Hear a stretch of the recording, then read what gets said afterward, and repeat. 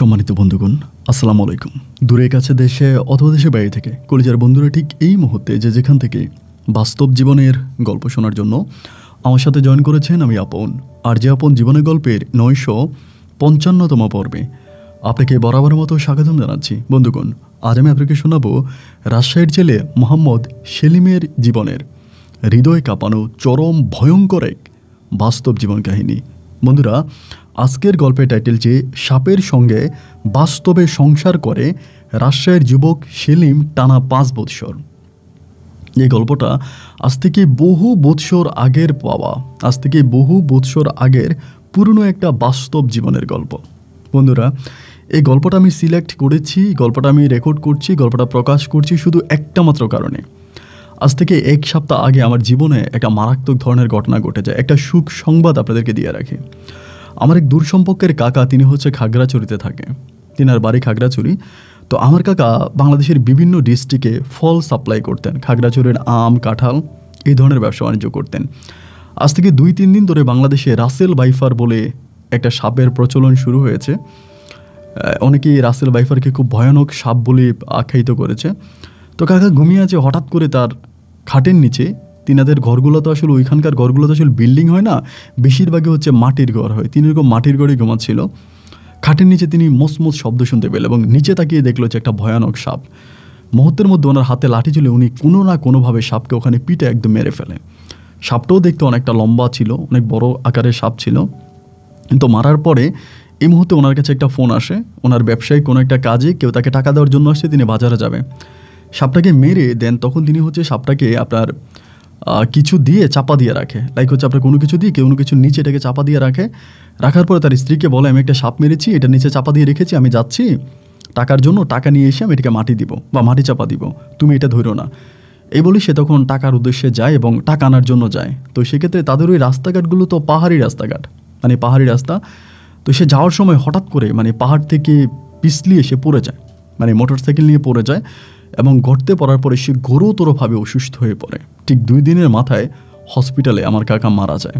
কিন্তু অবাক করা বিষয় হচ্ছে, কাকা যখন হসপিটালে চলে গেল বা অ্যাক্সিডেন্ট হলো, ওই মুহূর্তে হঠাৎ করে কাকির মনে হলো যে কাকা একটা সাপ মেরে এটার নিচে রেখে গেছে।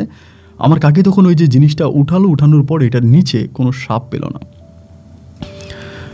এবং একটা সাপ যদি মারা যায় তার রক্তও তো থাকবে, এটা অনেক বড় সাপ কাকা যেটা বললো, তাহলে সেটা রক্ত তো পড়ে থাকবে, কিন্তু সাপের কোনো অস্তিত্ব এটা নিচে ছিল না। তো এটা হয়তো একটা ঘটনা ঘটতেও পারে, হয়তো বা সাপটাকে অন্য কোনো প্রাণী যেহেতু মৃত ছিল খাওয়ার জন্য নিয়েও যেতে পারে, এরকমও কিছু করতে পারে। কিন্তু একটা বাস্তব সত্য কথা কি আপনি জানেন যে এই পৃথিবীতে জিন আর ইনসান উভয়ের বিচার মৃত্যুর পরে হবে। কিন্তু আপনারা গুণীজনেরা যারা হচ্ছে কোরআন কিতাব পড়ে বা যারা হচ্ছে খোনার কবিরাজ, ইনারা বলে যে জিন জাতি দিনের কিংবা রাতের বেশিরভাগ সময় সাপ অথবা কালো কুকুরের রূপ নিয়ে থাকতে পছন্দ করে। সাপ কিংবা কালো কুকুরের রূপে থাকতে তারা অনেক ভালোবাসে। তাহলে সেক্ষেত্রে দেখা যায় যে আপনি যদি হঠাৎ করে কোথাও কোনো সাপ দেখে ফেলেন, যেখানে সাপ থাকার কথা না, এই জায়গায় সাপ দেখে ফেলেন, তাহলে আপনি 3 বার সর চলে যায় এরকম করে আপনি 3 বার বলবেন এবং বলার পর যদি এটা চলে যায় তাহলে ভালো, আর যদি না যায় আপনি সেটাকে হত্যা করবেন। যদি চলে যায় তাহলে সেটা জিন বা অন্য কোনো জাতি ছিল, জিন জাতি ছিল। আর যদি সে না যায় তাহলে বুঝতে পারে সাপ ছিল, তখন তাকে মেরে ফেলা ফরজ। তো আমার কাকা যেটাকে মারলো সেটা আদৌ কি সাপ ছিল কিনা, মানে আমার কাকির ধারণা যেটা সাপ ছিল না, এটা জিন ছিল। এটাকে মারার পরিপ্রেক্ষিতে এই জিন আমার কাকাকে পাহাড় থেকে ধাক্কা দিয়ে মোটরসাইকেল সহ ফেলে দিয়ে হত্যা করে। তো জাস্ট সতর্কভাবে আপনাদেরকে জানিয়ে রাখি, সাপ রাতের বেলায় সাপ আর কালো কুকুর দেখলে হঠাৎ করে তাদেরকে মারতে যাবেন না। আমি আজকের গল্পে যাই। আজকের গল্পটা বহু বৎসর আগের পুরনো একটা গল্প, মোহাম্মদ সেলিম সাহেবের তাজ্জব হয়ে যাওয়ার মতো ভয়ানক এক বাস্তব জীবনের গল্প। আশা করব শুরু থেকে শেষ পর্যন্ত গল্প জুড়ে আপনার আমার সাথেই থাকবেন এবং গল্প শেষে মোহাম্মদ সেলিম সাহেবকে আপনার মতো করে একটা মন্তব্য কমেন্ট বক্সে লিখবেন। ধন্যবাদ সবাইকে। সম্মানিত বন্ধুগণ, আসসালামু আলাইকুম। আমার নাম মোহাম্মদ সেলিম আহমেদ, আমার বাড়ি রাজশাহী। বন্ধুগণ, আমি আমার জীবনের গল্পটা শুরু করার শুরুতে আপনাদেরকে আমার পরিবারের বিষয়ে জানিয়ে রাখি। আমার পরিবারে আমি আছি, আমার বাবা আছে, মা আছে, তাছাড়া রয়েছে আমার দাদা দাদি সহ কাকা ফুফি। এছাড়া আমাদের পরিবারে আরও সদস্য রয়েছে, আমার বড় 4টা বোন আর আমি। আমরা টোটাল 4 বোন 1 ভাই। আমাদের পরিবারটা রাজশাহী শহর থেকে অনেক দূরের কোনো এক ছোট্ট গ্রামের এক উচ্চ মধ্যবিত্ত পরিবার। আমার বাবা পেশায় একজন কৃষক। আমাদের অনেক আমের বাগান আছে, অনেক ফলশ্রী জমি আছে। আমার বাবা সেই জমিতে ফসল ফলায় এবং সেটাই বিক্রি করে আমার বাবা মোটামুটি আমাদের পরিবারটাকে খুব ভালো করে চালায়, খুব সম্মানের সহিত, খুব ধুমধাম করে খুব ভালোভাবে আমার বড় 4টা বোনের বিয়ে আমাদের এলাকাতে আমার বাবা সম্পূর্ণ করে। আমার বড় 4 বোনের বিয়ে হয়ে যায় এবং বড় 4 বোনের বিয়ে হয়ে যাওয়ার পরে পরিবারের মাঝে তখন থাকে আমি, বাবা আর মা। আমার দাদা দাদি কখনো আমার পুপির বাড়িতে, কখনো কাকার বাড়িতে, কখনো জেঠুর বাড়িতে, এরকম করে বিভিন্ন বাড়িতে থাকতো এবং সেখানেই খাওয়া দাওয়া করতো। আমি আস্তে আস্তে করে বড় হই। আসলে আমাদের এলাকাতে শিক্ষা উন্নয়ন ব্যবস্থা খুব বেশি একটা ভালো ছিল না। আর আমার যে গল্পটা, এটা 80-র দশকের একটা গল্প। ওই সময়ে আপনার অত ভালো স্কুল প্রতিষ্ঠান ছিল না, পড়াশোনার জন্য খুব ভালো একটা ব্যবস্থা ছিল না, যার জন্য আমি খুব ভালো পড়াশোনা করতে পারিনি। মাদ্রাসায় একটু একটু পড়েছি, নিজের নাম লিখতে পারি, অতটুকুই ছিল আমার প্রাতিষ্ঠানিক শিক্ষা। নিজের নাম লেখার পরে আমাদের এলাকাতে বেশিরভাগ ছেলেফেলের গুলাই পড়াশোনা বন্ধ হয়ে যায়। এজন্য নাম লিখতে পারলে আমাদের এলাকাতে সবচেয়ে বড় শিক্ষিত বলে আখ্যায়িত করা হয়। আমি নিজের নাম লিখতে পেরেছি এবং তখনই আমার শিক্ষা জীবন শেষ হয়ে গেল। আমি তখন বাড়ির মধ্যেই পড়ে আছি। মাঝে মাঝে আমার আব্বার সাথে মাঠে ঘাটে এখানে ওখানে কাজ করি। আমি তখন টাগরা জোয়ান, একেবারে টাগরা জোয়ান। আপনি হুড়দরা খেলতে যাই, হাইডুডু খেলতে যাই এবং বিভিন্ন জায়গায় মানুষের মুখে মুখে আমি একজন মাল নামে পরিচিত হয়ে যাই। মাল বলতে এরকম বিষয় যে আমি বিভিন্ন জায়গায় যে হুড় ধরতাম, হুড় ধরার খেলা হয়তো অনেকেই জানেন, হুড় ধরা, কাবাডি খেলা, এই খেলাগুলো আমার খুব পছন্দের খেলা ছিল। কাবাডি খেলা আমাদের জাতীয় খেলা ছিল, এই জন্য আমি তখন কাবাডি খেলতাম এবং কাবাডি খেলার ভিতরে আমি খুবভাবে পরিচিত একটা মুখ ছিলাম। মোহাম্মদ সেলিম মাল বলে এলাকার লোকজন আমাকে চিনত। বিভিন্ন জায়গায় হুট ধরার খেলা হতো, ওই হুট ধরার খেলাগুলোতে আমাকে কন্ট্রাক্টে ভাড়া করে টাকা দিয়ে আমাকে নিয়ে যেত এবং আমি ওই হুট ধরতাম, সেখান থেকে আমি অনেক বেশি টাকা আনতাম। এরকম করে সময়গুলো কাটতে কাটতে এলাকাতে সবচেয়ে সাহসী যুবক হিসাবে আমি পরিচিত হয়ে পড়ি এবং আমিও মোটামুটি দেখতে শুনতে অনেকটাই সুদর্শন ছিলাম, অনেক লম্বা ছিলাম, গায়ের গঠন অনেক ভালো ছিল। সব কিছু মিলিয়ে আমাকে দেখতে শুনতে অনেকটাই ভালো লাগতো। এরকম করতে করতে আমাদের এলাকাতে একবার চুরি হয়। চুরি হওয়ার পরে আমি 3টা চোরকে একাই ধরে ধরি এবং 3টা চোরকে আমি ধরে আমাদের বাড়ির পাশেই নদী ছিল, নদী বলতে খাল ছিল, খালের মধ্যে পড়ে যাই এবং প্রায় 20 থেকে 25 মিনিটের মতো 3টা চোরকে এরকমভাবে ধরে আমি খালের ভিতরে পড়ে থাকি, যার জন্য সেলিম মাল এই এলাকার খুব প্রভাবশালী শক্তিশালী একজন লোক হিসাবে এলাকার মুখে মুখে ছড়িয়ে পড়ে। এরকম করে আমি থাকতেছি। এমন করে ঘোরাফেরা করতে করতে আমাদের গ্রাম থেকে মোটামুটি বেশ দূরে নিজামপুর বলে একটা গ্রাম আছে, সেই গ্রামের সিকান্দার মুন্সি বলে একজন লোক আছে। এই সিকান্দার মুন্সিকে সবাই চিনে জিনের হত্যাকারী হিসাবে, মানে সিকান্দার মুন্সিকে সবাই বলে তিনি জিনের হত্যাকারী, মানে জিন খুন করে তিনি। যে জায়গায় ধরেন কোনো মানুষকে জিনে ধরেছে, তার কোনো চিকিৎসা হচ্ছে না, আপনারা বিভিন্ন জায়গায় নিয়ে যাচ্ছেন কিন্তু এটার কোনো চিকিৎসা হচ্ছে না, আপনি ডিরেক্টলি এই সিকান্দার মুন্সির কাছে চলে আসবেন। সিকান্দার মুন্সি এরকম একটা মানুষ, তিনি ডিরেক্টলি জিনকে জবাই করে এবং এই জবাইটা সবার সামনেই করে। কোনো একটা মুরগির উপরে বা কোনো একটা প্রাণীর উপরে জিনটাকে উনি সর্বপ্রথম নিয়ে আসে এবং নিয়ে আসার পরে ওই প্রাণীটার সাথে সাথে উনি জিনও হত্যা করে। উনি খুবই ভয়ানক একজন মানুষ। আমাদের এলাকার মানুষ, আমাদের আশেপাশের গ্রামের মানুষ এই সিকান্দার মুন্সিকে খুব ভয় পায়, সবাই অনেক সম্মান করে, ভালোবাসে। হঠাৎ করে সিকান্দার মুন্সির কাছ থেকে আমার কাছে খবর আসলো, আমাকে বলল সিকান্দার মুন্সি আমাকে ডেকেছে ওনার বাড়িতে যাওয়ার জন্য। তো সিকান্দার মুন্সি আমাকে কেন ডাকলো এবং ওনার বাড়িতে আমাকে কেন যেতে হবে, এই বিষয়টা আমি খুব ক্লিয়ার বুঝতে পারলাম না যে কেন তিনি হঠাৎ করে আমাকে ডেকে পাঠালো। যাই হোক, আমি লোকের সাথে কথাবার্তা বলে এক পর্যায়ে ওনার সাথে দেখা করার জন্য যাই। আমি যখন যাই তখন আসরের পরের দিকে যাই, আমি যাওয়ার পরে মাগরিবের আজান দিয়ে দেয়। তো সিকান্দার মুন্সি আর আমি একসাথে তখন মাগরিবের নামাজ পড়ি। মাগরিবের নামাজ পড়ার পরে মসজিদের সামনে বসার একটা সুন্দর জায়গা ছিল, একটা পুকুর পাড়ে বসার জায়গা, ওইখানে আমি তখন সিকান্দার মুন্সিকে নিয়ে বসি। উনি আমাকে বলে, সেলিম মাল তুমি কেমন আছো? আমি বললাম, জি কাকা ভালো আছি। পরে আমাকে বলে, এলাকাতে তোমার অনেক সুনাম, সবাই তোমার সুনাম করে, তুমি অনেক ভালো, অনেক সাহসী এবং তুমি যথেষ্ট পরিমাণের দুঃসাহসী একজন মানুষ। তুমি যেখানেই হুর খেলা দাও কিংবা যেখানে কাবাডি খেলা দাও সেখানেই তুমি প্রথম হও, মানুষের মুখে মুখে তোমার সুনাম, আমি এই জন্য তোমাকে আমার এখানে ডেকেছি। আমি তখন বললাম, ঠিক আছে কাকা, আপনিও তো অনেক ভালো মানুষ, সবাই আপনাকে চিনে জানে, আপনি জিনে ধরা মানুষের চিকিৎসা করেন এবং আপনি জিনকে হত্যা করেন। অত্র দেশে আমার মনে হয় গোটা বাংলাদেশে এরকম আর কোনো কবিরাজ খুঁজে পাওয়া যাবে না যে ডিরেক্টলি মানুষের সম্মুখে এভাবে জিনকে হত্যা করতে পারে। আপনি তো আমার চেয়েও আরও বেশি সাহসী। তিনি বলে, আমি যতই সাহসী হলে কি হবে, মানুষের তো একটা বয়সের সীমারেখা আছে। ওই বয়স যখন পেরিয়ে যায় তখন মানুষের শরীরের শক্তি আস্তে আস্তে কমতে থাকে। আমার তো বয়স হয়েছে, আমি মৃত্যুর পথযাত্রী, অনেক বয়স হয়েছে, কিন্তু আমার শরীরে সে আগের মতো আর শক্তি আমি পাই না। এবং একটা জিনকে কবজা করে তাকে ধরে তাকে হত্যা করাটা কিন্তু অনেক শক্তির একটা বিষয়, অনেক সাহসের একটা বিষয়।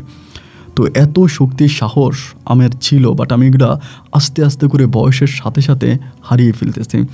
যার জন্য আমি তোমাকে ডেকেছি এখানে সেলিম মাল একটা গুরুত্বপূর্ণ কথা বলার জন্য। ঠিক আছে কাকা, আপনি বলেন।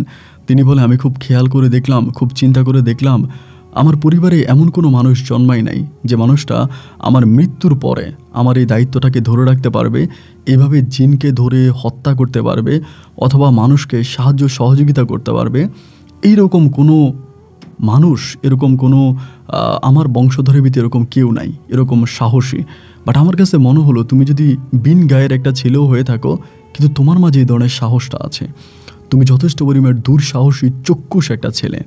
সো আমি চাই আমার অবর্তমানে, আমি যখন মারা যাব, আমার অবর্তমানে তুমি আমার এই দায়িত্বটা পালন করবা।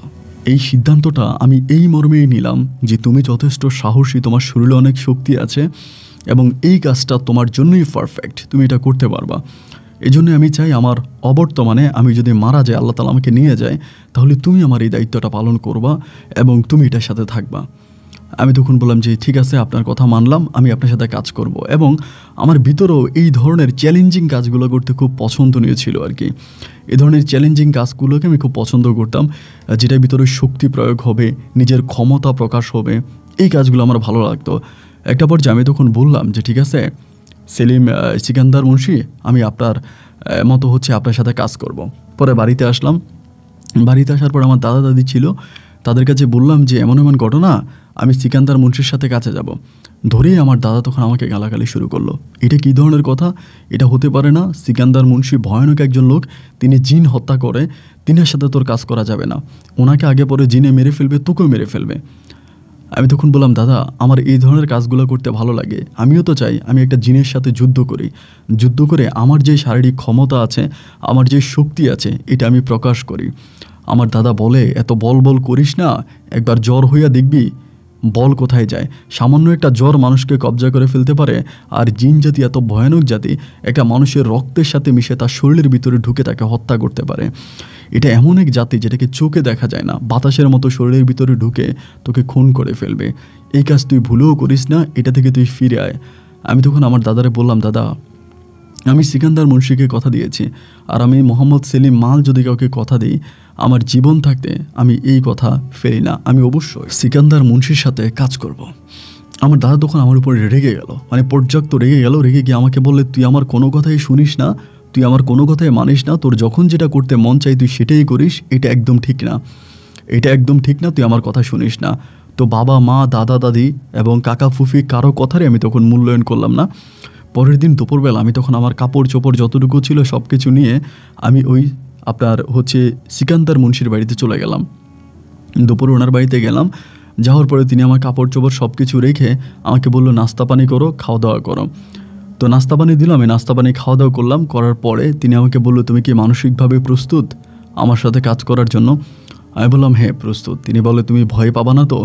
আমি বললাম, না আমি ভয় পাবো না। ভয় পাবো কেন? ভয় পাওয়ার কী আছে?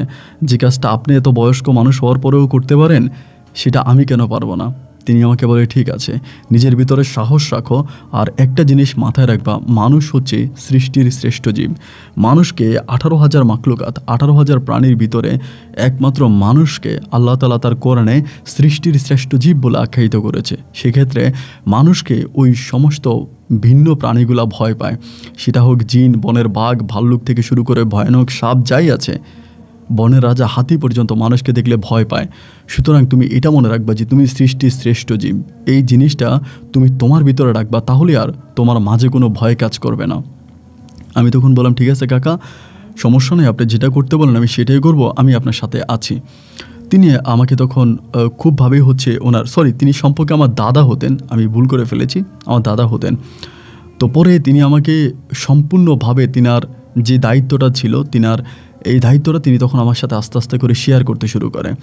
এরকম করে ইনি আমাকে সকালবেলা কিছু মন্ত্র পড়ে ফু দিত, দুপুরে মন্ত্র পড়তো এবং রাতের বেলায় তিনি আমাকে মন্ত্র পড়ে ফু দিত। তাই আমি সমস্যা নেই, ঠিক আছে, দেখা যাক কী হয়, আমি এটার অপেক্ষায় আছি। এরকম করে আমি প্রায় 5 দিনের মতো ওনার সাথে থাকি। 5 দিন পরে আমার মা তখন এই সিকান্দর মুন্সির বাড়িতে চলে আসলো। এসেই বলতেছে, তুই এখানে থাকতে পারবি না, এখানে কাজ করতে পারবি না, এখান থেকে চলে যাবে। মা আমাকে নিয়ে যাওয়ার জন্য খুব চেষ্টা করতেছে। সিকান্দার মুন্সি তখন বলল, তুমি কি চাও না যে তোমার ছেলেটা কারো না কারো উপকারে আসুক? তুমি কি জানো একটা মানুষ যখন আর্মিতে চাকরি নেয়, সরকারি কোনো কাজে নেয়, আর্মিতে চাকরি নেওয়ার পরে তার পরিবার বন সই দিতে হয়, ছেলে বন সই দেয়, সাদা কাগজে সিগনেচার দেয় যে এ দেশের জন্য জীবন দেওয়ার জন্য প্রস্তুত, দেশের জন্য জীবন দিলে কারো কাছে একে দায়বদ্ধতা নাই। ঠিক তেমনি তুমি কি চাও না যে তোমার ছেলে, আমি সিকান্দার মুন্সি, আমার বয়স হয়েছে, আমি জিন হত্যা করি, বিভিন্ন মানুষ যে খারাপ জিন আছে, যে খারাপ জিনগুলা আমাদের মুসলমানদেরকে, আমাদের মুসলিম জাতিকে বা আমাদের মানুষ জাতিকে খারাপভাবে প্রলোভিত করে, খারাপভাবে ধ্বংস করে, তাদের উপরে চেপে বসে, আমি সেই ধরনের খারাপ জিনগুলোকে হত্যা করি। আমি চাই আমার মৃত্যুর পরে তোমার ছেলে এই দায়িত্বটা পালন করুক। যার জন্য আমি অনেক চিন্তা ভাবনা করে তোমার ছেলেকে ডেকে পাঠিয়েছি এবং আমি তাকে এই দায়িত্বটা সম্পূর্ণভাবে অর্পণ করতে চাই, তাকে বুঝিয়ে দিতে চাই। আমার আম্মা বলল যে আপনি যেটা করতে চান, আমার ছেলে যদি মারা যায়, বলে না, মারা যাবে না, তোমার একমাত্র ছেলে, আমি জানি, আমি তোমার ছেলেকে এমনভাবে তন্ত্রমন্ত্র শিখাবো যে সে মারা যাবে না। আমার আম্মা বিকেল পর্যন্ত থাকলো, থেকে একটা পর্যায়ে আম্মা চলে গেল। আমি তখন এই আপনার হচ্ছে সিকান্দার মুন্সির সাথেই আছি। মধ্যরাতের দিকে, রাতের খাবার খেয়ে আমি তখন ঘুমাইতে গেলাম। মধ্যরাতে হঠাৎ করে সিকান্দার মুন্সি আমাকে ডেকে বসলো। আমার ঘরের সামনে গিয়ে ডাকতেছে যে সেলিম মাল, উঠে আসো। আমি তখন উঠে আসি, তখন অবসর রাত্রি ছিল, চারদিকে একেবারে ঘুটঘুটে অন্ধকার, হাত দিলে হাত দেখা যায় না, এরকম অন্ধকার জন্য একটা রাতের বেলায় তিনি আমাকে ডাকলো। ডেকে আমাকে বলল যে তোমাকে নিয়ে আমি এক জায়গায় যাব, আমার সাথে চলো। আমি তখন বললাম, কোথায় যাবেন? বলে চলো। এরকম করে তিনি আমাকে নিয়ে মোটামুটি বেশ দূরে, তাদের ফসলি যে বিল আছে, বিলের মাঝখানে নিয়ে গেল। বিলের মাঝখানে নিয়ে যাওয়ার পরে তিনি আর আমি দাঁড়ায় আছি। প্রায় 2 মিনিটের মাথায় হঠাৎ করে মুষলধারে বৃষ্টি হতে শুরু হলো। এত পরিমাণের বৃষ্টি যে আমার জীবনে আমি এরকম বৃষ্টি দেখি নাই। আকাশে প্রচুর পরিমাণের বিদ্যুৎ চমকাচ্ছে এবং মুষলধারে বৃষ্টি হচ্ছে। কিন্তু ভয়ানক বিষয় হচ্ছে, বৃষ্টির একটা ফোঁটাও আমার গায়েও পড়ছে না, আপনার সিকান্দর মুন্সির গায়েও পড়তেছে না। আমি তখন খুব ভয় পেয়ে গেলাম, কী ব্যাপার, আমাদের গায়ে বৃষ্টি পড়ে না, কিন্তু এইভাবে বৃষ্টি পড়তেছে। সিকান্দার মুন্সি আমাকে বলতেছে, তুই কি ভয় পাচ্ছিস? আমি বললাম, না, আমি ভয় পাচ্ছি না। তিনি আমাকে যদি বলে ভয় না পাস, তাহলে তুই থাক, এখানেই থাক, আজকে আমি তোকে একটা মানুষের সাথে একটা জিনিসের সাথে পরিচয় করাই দিব, তুই এখানে থাক, এই জিনিসটা আসবে আমার কাছে। প্রচণ্ড রকমের বৃষ্টি, আকাশে বিদ্যুৎ চমকাচ্ছে, খুব ভয়ানক একটা অবস্থা। এই মাঝে আপনার সিকান্দার মুন্সি তার তন্ত্রমন্ত্র পড়ে যাচ্ছে, তার তন্ত্রমন্ত্র পড়ে সে তার বুকে ফু দিচ্ছে এবং ওনার মতো করে তিনি সব কিছু ঠিক করতেছি। কিছুক্ষণের মধ্যে আমি একটা শরীরের সেতু দেখতে পেলাম এবং এই এত লম্বা, এত চওড়া, এত বুজুর্গ একজন মানুষ, সাদা একটা পাঞ্জাবি পরে আছে। লোকটাকে দেখার পরে আমার ভিতরে তখন এই প্রথম একটু ভয় কাজ করতে শুরু হলো। আমি সেলিম মাল কোনোদিন কোনো বিষয়ে ভয় পাই নাই, কিন্তু এই বিষয়টা কেন যেন আমার ভিতরে একটু ভয় লাগাই দিল। আমাকে সিকান্দার মুন্সি বলতেছে, সেলিম মাল, তুমি আছো তো? আমি বললাম, আছি। পরে তিনি এই যে পাঞ্জাবি পরা, ধবধবে পাঞ্জাবি পরা সাদা লম্বা লোকটা আসছে, তার সাথে সিকান্দার মুন্সি অনেকক্ষণ দাঁড়িয়ে কথাবার্তা বলে আমাকে নিয়ে আবার এখান থেকে রওনা দিল। আমরা যখন রওনা দিলাম তখন আস্তে আস্তে বৃষ্টি চলে যেতে শুরু হলো। কিন্তু অবাক করা বিষয়, যখন বাড়িতে আসলাম, বাড়িতে আসার পরে দেখলাম একেবারেই শুকনা, এক ফোঁটা বৃষ্টিও নাই এবং পুরা খরা, সব কিছু শুকিয়ে আছে। আমি তখন হচ্ছে সিকান্দার মুন্সিকে জিজ্ঞেস করলাম যে কী ব্যাপার দাদা, আমরা ওইখানে গেলাম, ওইখানে যাওয়ার পরে এত পরিমাণের বৃষ্টির কারণে আমরা এখানে থাকতে পারতেছিলাম না, আমাদের শরীরও ভিজলো না, আর এখানে আসার পরে দেখলাম যে কোথাও বৃষ্টি নাই, এখানে যে একেবারে শুকনা, চারদিকে এত শুকনা, ঘটনা কি? তিনি আমাকে বলে, তোমার কাছে কি মনে হয়, তুমি আমার সাথে কোথায় গিয়েছো? আমি কই গেলাম, আপনার সাথে তো আমি বিলের পাড়ে গেলাম।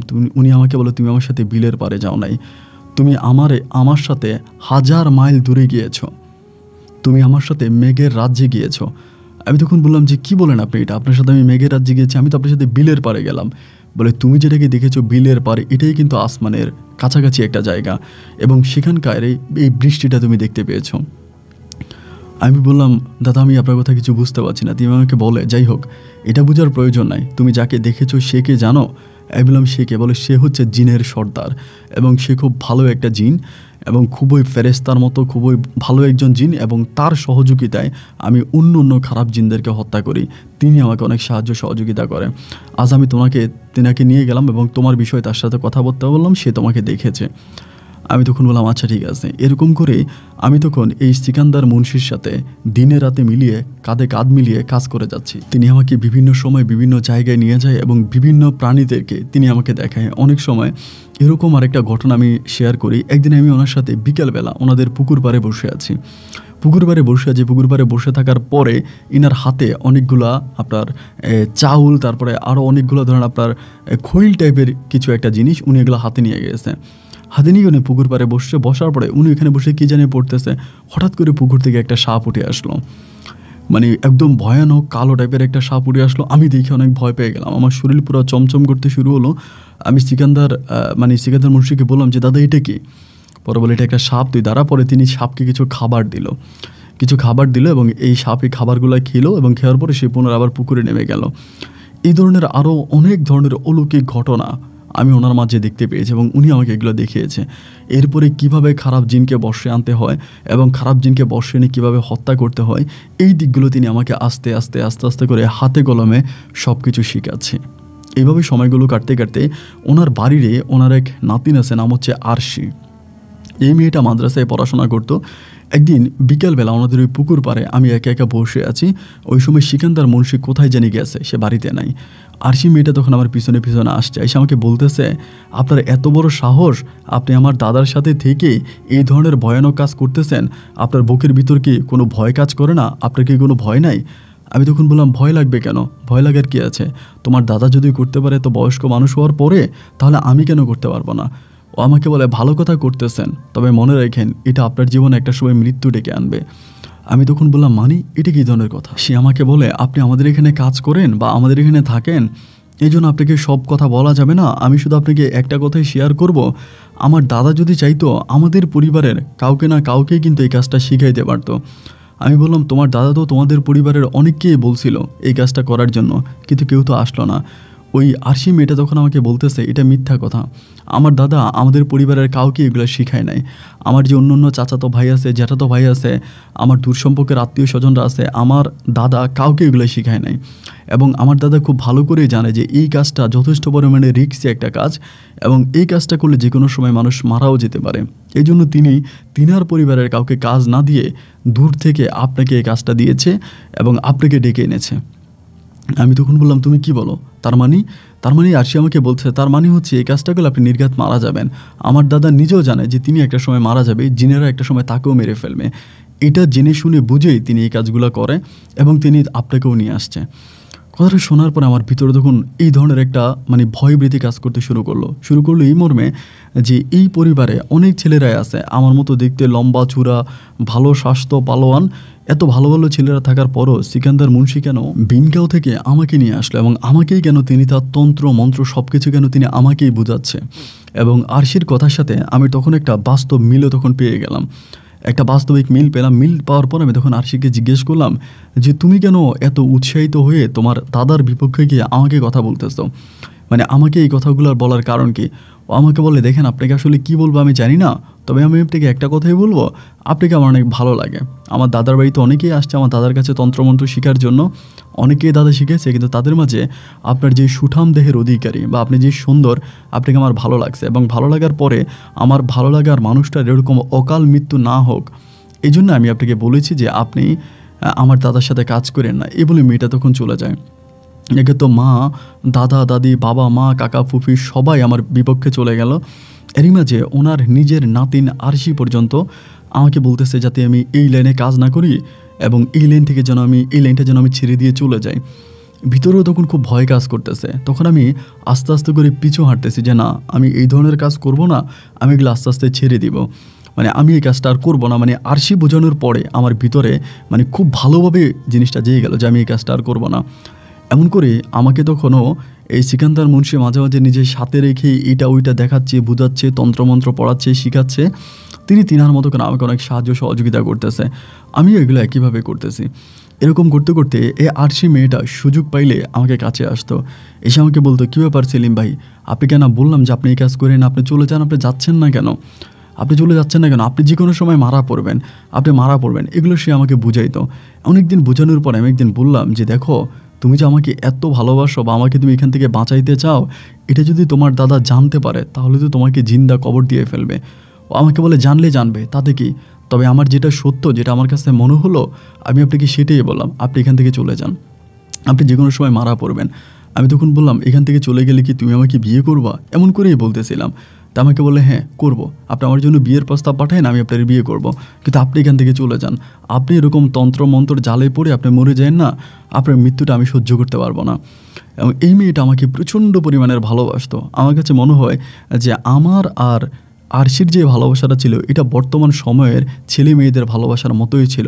আমাদের মাঝে কোনো লুকায়িত ভালোবাসা ছিল না। আমার ওই সময়টাতে একটা মেয়ে একটা ছেলের সাথে কথা বলতে হাজারবার চিন্তা করতো, একটা ছেলের সাথে কথা বলতে হাজারবার চিন্তা করতো, সহজেই কথা বলতো না। কিন্তু সেই জায়গার ভিতরে আরশি খুব উৎসাহিত হয়ে আমার পাশে আসে, আমার সাথে বসে কথাবার্তা বলে, এবং ওর এই বিষয়গুলো আমার কাছে অত্যাধিক ভালো লাগতে শুরু হলো যে না, ও মনে হয় আমাকে পছন্দ করে। এবং একটা পর্যায়ে এমন করে সময়গুলো কাটতে কাটতে আমি পরিপূর্ণভাবে আরশির সাথে প্রেমের জালে জড়িয়ে যাই। এবং প্রেমের জালে জড়িয়ে তাকে আমি প্রচুর ভালোবাসি। একই বাড়িতে থাকি, যার জন্য মাঝে মাঝে রাতের বেলায় আমি আর আরশি দেখা করি, আমি আর আরশি ঘুরতে যাই খালের পাড়ে, এখানে সেখানে বিভিন্ন সুন্দর সুন্দর পরিবেশগুলোতে আমি আরশির সাথে ঘুরে বেড়াই। এভাবে 15-20 দিন ঘোরাফেরা করার পরে এই বিষয়টা কিছুটা হলেও সিকান্দার মুন্সি বুঝে যায় যে ওনার নাতিনের সাথে আমার এক ধরনের একটা সম্পর্ক চলতেছে। এটা উনি বুঝতে পারার পরে তিনি বেশ কিছুদিন পরে একদিন আমাকে জিজ্ঞেস করে যে, সেলিম মাল, তোমাকে আমি আমার বাড়িতে এনেছি তন্ত্রমন্ত্র শেখানোর জন্য, আমার অবর্তমানে যে তো আমার দায়িত্বটা তুমি পালন করতে পারো, মানুষকে বিপদ থেকে রক্ষা করতে পারো, খারাপ জিনের হাত থেকে মানুষকে বাঁচাতে পারো, তোমাকে পালোয়ান দেখে মনে হলো, এই জন্য আমি তোমাকে এখানে আনলাম। কিন্তু এখানে আনার পরে তুমি প্রথম দিকে যদিও আমার কাজের প্রতি মনোযোগী ছিলা, কাজটা ঠিকমতো করতা, বাট ইদানিং তুমি কেমন জানি আমার কাজের প্রতি তোমার কোনো একটা মনোযোগ নাই, তুমি কাজটা মনে হয় করতে ভালোভাবে নিচ্ছ না। তখন আমি খুব দুঃখ করে, খুব কষ্ট করে সিকান্দার মুন্সিকে বলেই দিলাম যে, দাদা আসলে সত্যিকার অর্থে আমি এই কাজটা করতে চাই না, আমার এই কাজটা ভালো লাগে না। এবং কেন জানি সবাই মানা করে, তো সবাই মানা করার কারণে আমার ভিতরে এই জিনিসটা এক ধরনের ভয় কাজ করে। তিনি আমাকে বলে, সবাই মানা করে এইটা কারণ, নাকি বড় কারণ হচ্ছে তুমি আরশিকে পছন্দ করো, তাকে বিয়ে করে তুমি সংসার করতে চাও, এই ধরনের তন্ত্রমন্ত্র জালে তুমি জড়াতে চাও না। আমি বললাম, দাদা আপনি ঠিকই ধরতে পারছেন, আপনার নাতিনও আমাকে পছন্দ করে, এবং আপনি যদি অনুমতি দিন আমি তার বিয়ে করে একটা সংসার করব, আমি এই তন্ত্র মন্ত্র জিন ভূত নিয়ে আমি কাজ করতে চাই না, আমার খুব ভয় লাগে। তিনি আমাকে বলে, তো আমি কি সংসার করি নাই, আমার ছেলে মেয়ে হয় নাই, তন্ত্রমন্ত্রও করো, তুমি সংসারও করো, সমস্যাটা কি? আমি বললাম, না দাদা আমি আসলে এটা করতে চাই না। তিনি আমাকে বলে, শোনো, আমার অবর্তমানে আমার অনুমতি ছাড়া আরশিকে জীবনে কখনো কোনো দিন অন্য কোনো ছেলের কাছে আমি বিয়ে দেব না, এবং তোমাকে আমি এক শর্তে আরশিকে তোমার কাছে বিয়ে দিতে পারি। শর্তটা হচ্ছে এইটা যে তুমি আমার তন্ত্রমন্ত্রটা মনোযোগ দিয়ে শিখবা, আমার এই মন্ত্রটা শেখার পরে তুমি আমার অবর্তমানে মানুষের উপকার করবা, যাতে তোমার মাধ্যমে আমি পৃথিবীতে বেঁচে থাকতে পারি। তুমি যদি আমার শর্তে রাজি থাকো তাহলেই একমাত্র আমি নিজের দায়িত্ব নিয়ে তোমাকে আরশিকে তোমার কাছে বিয়ে দিব, অন্যথায় কিন্তু আমি এই বিয়ে আমি দেব না। আমি তখন বললাম যে, আপনি এটা কী ধরনের কথা বললেন? আচ্ছা ঠিক আছে, তাহলে আমি রাজি আছি। আমি তো আরশিকে পছন্দ করি, আরশিকে আমি আমার ঘরের বউ বানাতে চাই। এই জন্য যদি আপনার এই কথা আমার মানা লাগে, আপনার এই কথা আমার শোনা লাগে, তাহলে আর কি আর করা, আমি আপনার কথা শুনবো, মানবো, এবং আমি আরশিকে বিয়ে করব। যদি আপনি আমার কাছে আরশিকে বিয়ে দেন বা আমি আপনার তন্ত্রমন্ত্র শিখব। তো এই কথা বলার পরে তিনি আমাকে বললো, ভাই ভালো কথা, আমি আরশির বাবা মায়ের সাথে কথা বলি। ওই সিকান্দার মুন্সি তখন আরশির বাবা মায়ের সাথে কথা বলে, তিনারাও আমার পরিবার সম্বন্ধে জানো। আমাদের পরিবারটা তো একেবারে নিম্নবিত্ত কোনো পরিবার না। আমার বাবার মোটামুটি অনেক সয় সম্পত্তি আছে আমাদের এলাকাতে, এবং আমার যে বড় 4টা বোন আছে, আমার বোনদেরকেও বিয়ে দিয়েছি খুব ভালো একটা অবস্থায়। তো আরশির বাবা তখন অমত করলো না। অমত না করার পরে আমি তখন 5-7 দিন পরে বাড়িতে গেছি। বাড়িতে যাওয়ার পরে আমার আব্বা আম্মাকে জানাইলাম যে এই ঘটনা, আমি তো এমনি ওকে বিয়ে করব, বা এটা তোমরা কি বলো? আমার আব্বা আম্মাও কথায় রাজি হলো। তারা তখন মেয়ে দেখার জন্য আসলো। আরশিকে দেখতে আসলো এবং আমার বাবা মাও আরশিকে দেখে অত্যাধিক পছন্দ করলো। মেয়েও নম্র, ভদ্র এবং কথা বলে খুবই মায়ার সাথে। আমার আম্মা তখন বললো, আলহামদুলিল্লাহ, আমার মেয়ে পছন্দ হয়েছে, আমি এই মেয়ের বউ বানায় আমার ছেলের জন্য নিয়ে যাব। একইভাবে কথাবার্তা ঠিক হলো। কথাবার্তা ঠিক হওয়ার পরে মঙ্গলবারে আমাদের বিয়ের দিন তারিখ ঠিক হলো এবং মঙ্গলবারে আমি ওকে বউ বানিয়ে দুপুরবেলা আমি ওকে আমার বাড়িতে নিয়ে আসছি। সে আমার বিবাহিতা বউ, বাসর হবে, আমাদের বাড়িতে নিয়ে আসছি এবং আমার বিয়েটা যথেষ্ট পরিমাণের ধুমধাম করে আনন্দ ফুর্তির মাঝে আমার বিয়েটা সম্পূর্ণ হয়। কারণ আমি বাবা মায়ের একমাত্র সন্তান ছিলাম এবং সবাই খুব আনন্দ ফুর্তি করে আমার বিয়েটা উদযাপন করে। তো আমাদের বাসর ঘরে ঢুকার পর আমার পা ধরে সালাম করে। আমার খুব ভালোই লাগে, মানে অত্যাধিক ভালো লাগে। দুজনে অনেক রোমান্স করে আদর ভালোবাসা করতে করতে প্রায় মধ্যরাত হয়ে পড়ে। মধ্যরাত যখন হয়ে যায়, মধ্যরাত হলে পরে আমার চোখে তখন খুব ঘুম আসে এবং ঘুম আসলে পর আমি শুয়ে যাই। রাতে তখন হঠাৎ করে বৃষ্টি নামে। আমাদের এই ঘরটা ছিল একটা সনের ঘর, সন দিয়ে করা একটা ঘর ছিল, বাট রাতে বৃষ্টি নামে উপরে টিন ছিল, নিচে চন ছিল। তো ঝুমুর বৃষ্টির শব্দ হচ্ছে।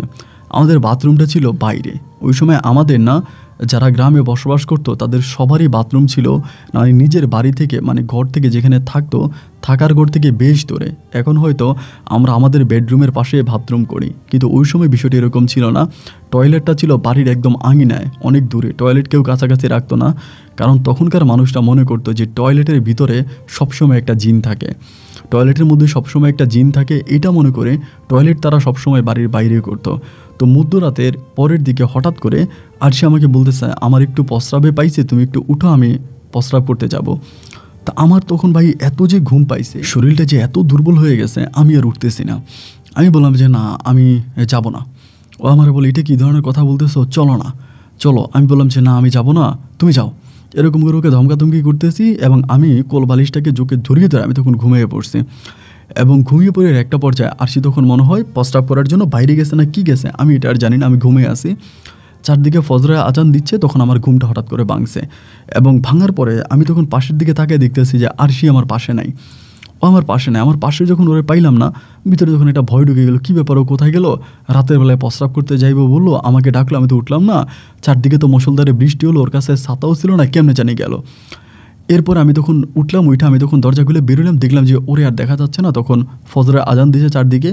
আমি তখন বাথরুমের দিকে গেলাম এবং বাথরুমের দিকে যাওয়ার সময় আমি হঠাৎ করে কিসের মধ্যে জানি আমার পাটা লেগে আমি হচটকেয়ে পড়লাম। হচটকেয়ে পড়ে আমি উঠে দেখতেছি যে আরশি শুয়ে আছে, নববধূ একটা সাজেও শুয়ে আছে। আমি তখন দিলাম চিৎকার দেওয়ার পরে আমার মা বাবা সহ আমার পাড়া প্রতিবেশী যারা আছে, আমার বিয়েতে তো অনেক মানুষ বাড়িতে, সবাই তখন দৌড়ে উঠে আসছে। এই কী হয়েছে দেখতেছি যে আরশির মুখ দিয়ে ফেনা বের হয়ে ওর অবস্থা খুব খারাপ। ধরাধরি করে তখন তাকে আমাদের এখানে দাতব্য চিকিৎসালয় ছিল, একটা ডাক্তার ছিল আর কি, উনি মানে মোটামুটি এই গাছের লতা পাতা দিয়ে চিকিৎসা করতো। ওনার কাছে তখন আরশিকে নিয়ে যাওয়া হলো। তিনি আরশির হাতটা ধরে বলতেছে, জারি এ তো মারা গেছে এখন থেকে আরও অনেক আগে, ও শরীরও তো শক্ত হয়ে গেছে। মানে কীভাবে মারা গেল এটা কেউ বুঝতে পারলাম না। ও শরীরে কোনো রকমের মাইরের কোনো দাগ নাই, যে একটা মানুষ মারা গেলে তাকে তো কোনো না কোনো কারণে সে মারা যাবে, ওরকম কোনো মাইরের দাগ নাই। খবর দেওয়া হলো আরশিদের বাড়িতে এবং মুহূর্তের মধ্যে আরশির বাবা মা সহ তার দাদা সবাই দৌড়িয়ে আসলো। আসার পরে সিকান্দার মুন্সি তখন বাইরে দাঁড়ায় আছে, মানে বাইরে বলতে আরশির লাশের কাছে যায় নাই, সে বাইরে দাঁড়িয়ে চোখের পানি ফেলতেছে এবং আমি তখন ওনার কাছে গেলাম, গিয়ে ওনাকে জড়িয়ে ধরলাম, যদিওরা কান্না করতেছি, তিনি আমাকে কান্না করতেছে। কান্না করানোর পরে তিনি তখন কী করলো, আরশির লাশ দাফন করতে যাবে। আরশির লাশ দাফন করব, সবার সাথে কথাবার্তা হচ্ছে। তখন লাশ দাফনের টাইম হলো, এখন কীভাবেও মারা গেল এটা কেউ বুঝতে পারলো না। এলাকার মানুষ, গ্রামবাসী, আশেপাশের গণ্যমান্য ব্যক্তিবর্গ কেউ বলতে পারে না যে ও কীভাবে মারা গেল, ওর মারা যাওয়ার পিছনের কারণটা কী ছিল এটা কেউ জানে না। কিন্তু ও মারা গেল। মারা যাবার পরে ওর দাফন কাফন হলো এবং ও দাফন কাফনের পরে ওর কবরের কাছে তখন আরশির যে দাদা ছিল সিকান্দার মুন্সি তখন কবরের কাছে বসে আছে, বসে কান্না করতেছে। আমি তখন বাসায় গেলাম, গিয়ে বললাম, দাদা কান্না করেন না, উঠেন, বাড়ির দিকে চলেন। তিনি আমাকে বলে, বয়, তোর সাথে আমার কথা আছে। তো কবরের পাশে আমি আর সিকান্দার মুন্সি দুজনেই বসে আছি। সিকান্দার মুন্সি আমাকে বলে, আমার শারীরিক অবস্থাটা ভালো না, আমি আমার জীবনে অনেক জিনকে হত্যা করেছি, কিন্তু আমার নাতনির কপালে যে এরকম একটা অঘটন ঘটবে এটা আমি চিন্তাও করতে পারি নাই। যদি তারা মারতো তবে আমাকে মেরে ফেলতো, আমাকে না মেরে আমার এই নববধূ নাতিনটাকে কেন মারল, এবং তুই কেন যখন আমার নাতিন বলল সে বাইরে যাবে, সে তো পবিত্র অবস্থায় ছিল না, সে তো অপবিত্র অবস্থায় ছিল, তোদের সাথে শারীরিক সম্পর্ক হলো, অপবিত্র অবস্থায় আমার নাতিনটা কেন তুই একা একা ঘর থেকে বের হতে দিলি এই বৃষ্টির রাতে? তুই কি জানিস না যে আমি এই ধরনের কাজ করি? আমি সবসময় আমার বাড়িটাকে আমি তন্ত্রমন্ত্র দিয়ে বাঁধে রাখি, সবসময় আমি তন্ত্রমন্ত্র দিয়ে রাখি। আমি বললাম, দাদা আরশির গায়ে তো হচ্ছে একটা তাবিজও ছিল। তিনি আমাকে বলে, শরীর যখন অপবিত্র থাকে তখন তাবিজ খুব ভালো একটা কাজ করে না। শরীরটা অপবিত্র ছিল, বাথরুমে গেল, বৃষ্টির রাত ছিল এবং এই রাতটা খুব ভয়ানক একটা রাত ছিল। সব কিছু মিলিয়ে আমার নাতিনটা কুণ্ডুলির মধ্যে পড়ে গেল এবং কুণ্ডুলির মধ্যে পড়ে যাওয়ার কারণেই জিনেরা মিলে তাকে হত্যা করলো। আমি তখন বললাম, দাদা আমার না অনেক ভয় লাগতেছে। তিনি আমাকে বলে, আমি আমার নাতিনের কবরের সামনে এসে বললাম, আমি আর এই ধরনের কাজ করব না, আমি আর কোনো জিনকে হত্যা করব না এবং আমি আর কোনো রকমের মানুষের উপকার করতে হয় তাবিজ দিয়ে কবজ দিয়ে মানুষের উপকার করব, কিন্তু সরাসরি আমি কোনো রকমের জিন হত্যা করতে পারবো না। প্রিয় মানুষ হারানোর ব্যথা যে কতটা ভয়ানক এটা আমি বুঝতে পেরেছি। আমার অনেক কষ্ট হয়েছে। আমি আর কখনোই কোনো জিন দ্বারা কোনো মানুষের উপকারের জন্য আমি কোনো জিনকে হত্যা করবো না, সেই জিন যতই খারাপ হোক। এটা বলে তিনি আরশির কবরে শুয়ে শুয়ে কান্না করতে শুরু করে। পাঞ্জাবি পরা, সাদা ধবধবে পাঞ্জাবি পরা একদম দাড়িওয়ালা লোকটারে আমি তখন উঠাইলাম, উঠে বাড়ির মধ্যে নিয়ে গেলাম। বাড়ির মধ্যে নিয়ে যাওয়ার পরে সবাই, আরশির বাবা মা সবাই তখন বিষয়টা বুঝতে পারছে যে অবশ্যই আরশিকে জিনে বা ভূতেরাই মেরে ফেলছে। এটা বুঝতে পারার পরে সবাই তখন আরশির দাদাকে গালাগালি করতে, মানে অকথ্য ভাষায় কথা বলে সিকান্দার মুন্সির সাথে সবাই বলতেছে যে আপনার জন্য আমার মেয়েটা মারা গেল এবং আপনি আজকে এই তন্ত্রমন্ত্র করেন বলেই আমার মেয়েটা মারা গেল, আপনি এই কাজটা কেন করলেন, আপনি এটা ছেড়ে দেন। তার সমস্ত মানে সিকান্দার মুন্সির সব ছেলেরা সিকান্দার মুন্সিকে খুবভাবে ধরলো যে আপনি আর এই ধরনের তন্ত্রমন্ত্র কাজ করবেন না। সিকান্দার মুন্সিও তাদের সাথে কথা দিল যে ঠিক আছে, আমি আর কোনো মানুষকে হত্যা করব না, কোনো জিনকে হত্যা করব না এবং আমি এসব থেকে আস্তে আস্তে সরে আসবো। এই বলে সিকান্দার মুন্সি তখন তার এই সমস্ত ধরনের এই যে জিন ধরতো, জিন মারতো, জিন হত্যা করতো, এটা তিনি সম্পূর্ণভাবে বন্ধ করে দেয়। সম্পূর্ণভাবে বন্ধ করে দেওয়ার পরে তিনি তখন খুব ভালো হয়ে যায়। আগেও তিনি নামাজি ব্যক্তি ছিল, নামাজি ছিল, ফরজগার ছিল। তিনি নামাজ পড়ে, এলাকার লোকদের সাথে উঠা বসা করে, চলাফেরা করে। তিনার ভিতরে আর এই জিন নিয়ে, ভূত নিয়ে এই ধরনের কোনো রকমের কোনো কিছু তার ভিতরে নাই। তো আরশিও মারা গেল, পারিবারিক অবস্থাটাও তখন আস্তে আস্তে খারাপ হয়ে যাচ্ছে। আমার বাবা অনেক অসুস্থ, তিনি আগের মতো জমি জমা করতে পারে না। আর আমার বোনগুলোকে বিয়ে দিতে আমার অনেক বেশি জায়গায় সম্পত্তি বিক্রি হয়ে যায়। পরে আমার চিন্তা করলাম যে কী করা যায়, মানে কি করব, এই জিনিসটা চিন্তা করতেছি। তো বর্ষার সিজন আসে তখন, বর্ষার মধ্যে তো আমাদের বাড়ির পাশে খাল ছিল, খালে আমাদের অনেক জায়গা ছিল, মানে খালের বেশিরভাগ জায়গাটাই আমাদের ছিল। তো আমার ভিতর তখন হঠাৎ করে মনে হলো যে আমি খালের মধ্যে মাছ ধরবো। এটা আরশি মারা যাওয়ার প্রায় বৎসরখানিক পরের ঘটনা আমি বলতেছি। ওই সময় আপনার যে সিকান্দার মুন্সি তিনি অনেক অসুস্থ এবং তিনিও ধরেন ওই খাটের বিছানার মধ্যেই শুয়ে থাকে, অনেক অসুস্থ একজন তিনি মানুষ। তো আমি তখন কি করলাম, ওই চিন্তা করলাম যে আমি এখানে মাছ ধরবো। তো বর্ষার সিজন ছিল, আমি তখন ওখানে বিয়াল বসাইলাম। বিয়াল হয়তো অনেকেই চিনেন, যেটা দিয়ে মাছ ধরা হয়। যারা হচ্ছে হাওর এলাকার মানুষ কিংবা যারা হচ্ছে খালে বিলের পাশের মানুষ, তারা হয়তো জিনিসটা খুব ভালো করে চিনবেন। আমি তখন বিয়াল বসাইলাম, বিয়ালে আমি তখন মাছ ধরবো। তো এরকম করে আমি শুক্রবারে রাতের বেলা মাছ ধরার জন্য গেলাম। আমি অনেক মাছ পাইলাম। আমি শুক্রবারে রাতের বেলা অনেক মাছ পাইলাম। আমার আত্মীয় স্বজন, পাড়ার প্রতিবেশী সবার বাড়িতে মাছ পাঠাইলাম। পরের দিন আমি তখন আবারও মাছ ধরার জন্য গেলাম। এদিন আমি অনেক মাছ পাইলাম। ওই মাছগুলো এনে আমি তখন সবার কাছে দিলাম, মানে আত্মীয় স্বজনদেরকে দিলাম। এরপরে দেখলাম আমি এত পরিমাণের মাছ পাচ্ছি। আমি তখন চিন্তা করলাম যে আমি এখান থেকে মাছ ধরবো এবং মাছ বিক্রি করব। এটা আমার আয়ের অনেক বড় একটা উৎস হয়ে দাঁড়াবে এবং আমি এই কাজটাই করবো, মাছ ধরবো, মাছ বিক্রি করব। এরকম একটা পরিকল্পনা তখন আমার নিজের মাঝে কাজ করতেছে। মাছ ধরবো, মাছ বিক্রি করব, এর মধ্যে মাছ ধরতেছি এবং মাছ বিক্রি করতেছি। এর মাঝে প্রায় আপনার 10-15 দিনের মতো আমি প্রচুর মাছ বিক্রি করি। গঞ্জের বাজারে মানে লোক দিয়ে অনেক মাছ বিক্রি করাই, অনেক মাছ বিক্রি হয়। অ্যান্ড একটা পর্যায়ে আমি তখন মাছ ধরতেছি গভীর রাতের বেলায়। হঠাৎ করে আমি যখন জালটা উপরের দিকে উঠলাম, আমার জালের মধ্যে এক ধরনের একটা সাপ উঠলো এবং এই সাপটা একটু ভয়ানক টাইপের ছিল, একটু ভয়ানক আকৃতির সাপ ছিল। আমি তো গোল্ডেন কালার কোনো সাপ দেখি নাই। এই সাপটা কেমন যেন একটু গোল্ডেন কালার ছিল, মানে স্বর্ণের কালার ছিল, একটু চকমক করতেছিল। তো সাপ তো আমি কখনোই মারবো না। তো এটা যখন আমার জালের মধ্যে উঠলো, আমি তখন এটাকে লাঠি দিয়ে ফেলে দিলাম। ফেলে দেওয়ার পরে আমি তখন অন্য মাছগুলোকে নিলাম। মাছ নেওয়ার পরে এরপরে আমি পুনরায় আবারও জালটা দিলাম এবং এবার জালটা দেওয়ার পরে একইভাবে ওই জালের মধ্যে আবারও এই সাপটা উঠছে। আবার যখন সাপটা উঠলো, উঠার পরে আমি তখন চিন্তা করতেছি কী ব্যাপার, এই জালের মধ্যে এই সাপটা বারবার উঠে কেন। 3 থেকে 4 বার আমি বেয়াল উঠাইলাম এবং 3-4 বারে সাপটা উঠলো। একটা সময় আমার ভিতরে একটু ভয় কাজ করলো, মানে ভয় লাগলো। লাগার পর যেহেতু সাপটা দেখতে একটু ভিন্ন রকম ছিল, এই সাপের রঙটা ছিল একটু ভয়ানক টাইপের একটা রং। একবার যে আমি তখন এই সাপটাকেই ওইখানেই রেখে আমি তখন মানে বেয়াল বন্ধ করে আমি বাড়িতে চলে আসছি। বেশি একটা মাছ পাই নাই।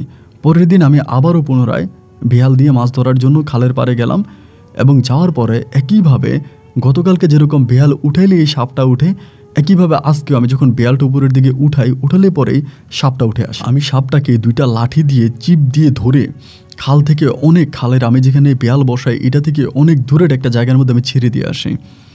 ওখানে ছেড়ে দিয়ে আসার পরেও আমি দেখতে পাই যে এরপরও যখন আমি বেয়ালটা টান দিই, এই সেম সাপটাই আমার বেয়ালের মধ্যে ওঠে। আমি 2-3 বার বেয়ালটা টান দিলাম, যেহেতু আমি একাই মাছগুলো ধরতেছি। আমার ভিতরে একটা সময় এক ধরনের ভয় কাজ করতে শুরু হলো, মানে আমার ভয়ে খুব আতঙ্কের মধ্যে পড়ে গেলাম। ভয়ে পড়ে আমি তখনও মাছ ধরলাম না, ওই দিনটাতেও মাছ ধরলাম না। আমি বাড়িতে চলে আসলাম। বাড়িতে আসার পরের দিন সকালবেলা আমি তখন সিকান্দার মুন্সির কাছে গেলাম। তিনি যদিও এই তন্ত্রমন্ত্রের কাজ এখন আর করে না, কিন্তু ওনার কাছে আমি গেলাম, ওনার সাথে আমি কথা বলবো, যে ঘটনা কি আমি ওনার কাছ থেকে একটু জানবো। পরে গেলাম, গিয়ে বললাম যে দাদা কেমন আছেন? বলে হ্যাঁ ভালো আছি। অনেক অসুস্থ, খাটে শুয়ে থাকে। পরে আমি বললাম দাদা আমি তো আপনার কাছে আসছি, আমি একটা ঝামেলায় পড়ছি আপনার বলার জন্য। পরে আমার বলে কী ঝামেলা? তুমি তখন আমাকে নাতিন জামাই বলে ডাকতে, যে নাতিন জামাই কী ঝামেলা?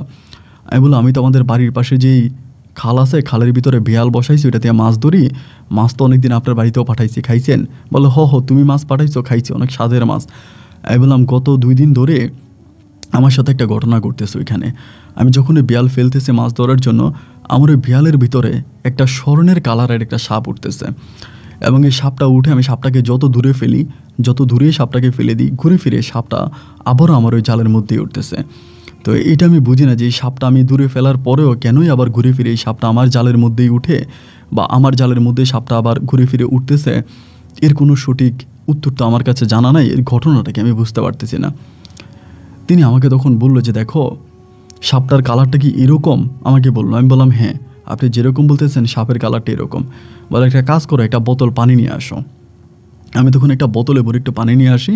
আমি তখন পানিটাতে ফু দিয়া বলে এরপরে যদি এই সাপটা উঠে, এই সাপের মধ্যে পানিটা ফেলবা, পানিটা ফেলে দিবা, দেখবা এরপরে এই সাপটা আর উঠবে না। তাই আমি বললাম যে আচ্ছা ঠিক আছে। পরে আমি সকালবেলা নাস্তা পানি ওদের বাড়িতে করে, কারণ ওরা কিন্তু আমাকে তখনও মেয়ের জামাইয়ের মতোই আদর করত। যখনই যাইতাম কী খাওয়াবে না খাওয়াবে এটা নিয়ে পাগল হয়ে যাইত, যে জামাই কী খাবে, জামাই বাড়িতে আসছে, খুবই পাগল হয়ে যাইত। তো বাড়িতে গেলাম পরে তখন তারা মানে খুব ভালো আদর আপ্যায়ন, মোটামুটি যা যা প্রয়োজন হয় তা দিয়ে আমাকে অনেক আদর আপ্যায়ন করলাম। আমি খাওয়া দাওয়া করলাম, মানে ওইখান থেকে তখন আমি বাড়িতে আসলাম। আসার পরে দুপুরবেলা ঘুমাইলাম। বিকালবেলা ঘুম থেকে উঠে ফ্রেশ মনে হাঁটাহাঁটি করে আমি তখন এই বেয়ালের কাছে গেলাম। রাতের প্রায় তখন আনুমানিক প্রায় 11টা থেকে 11:30 বাজে। আগে কিন্তু আমি 1টার পরে যাইতাম, বাট এখন আমি আগেই চলে গেলাম, যেহেতু বেশ কয়েকদিন ধরে মাছ পাচ্ছি না বা মাছ ধরতে পারতেছি না ওই ভয়টার কারণে, এই জন্য একটু আগেই চলে গেলাম। আগে গিয়ে আমি তখন বেয়াল ফেললাম এবং বেয়ালের সর্বপ্রথম যখন টানটা আমি দিলাম এবং ওই টানে সেম সাপটাই, ওই গোল্ডেন কালার সাপটাই তখন এখানে আবার উঠে আসলো।